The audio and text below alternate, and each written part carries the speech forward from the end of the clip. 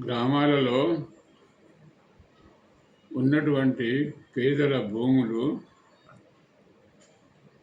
డబ్బున్న వాళ్ళు అప్పులు ఇచ్చి మళ్ళీ గుంజుకుంటున్నారు. ఆ విధంగా భూములు ఇచ్చిన వాళ్ళు భూమి లేకుండా నిరాశ్రయులవుతున్నారు.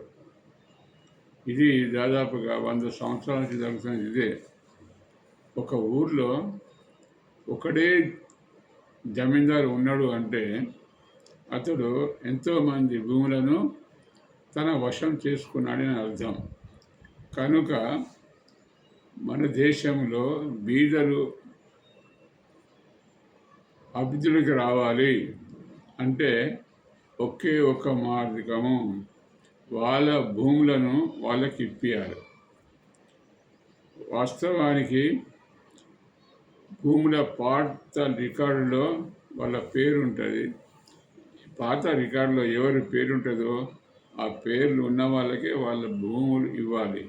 ఇచ్చినట్టయితే వాళ్ళు కూలీలు కాకుండా వ్యవసాయదారులుగా ఉంటారు. అదేవిధంగా దేశ అభివృద్ధికి తోడ్పడతారు. ఆ విధంగా దరిద్రం అనేది మన దేశం నుంచి వెళ్ళిపోతుంది అనే విషయాన్ని తెలుపుతూ ముగిస్తున్నాం.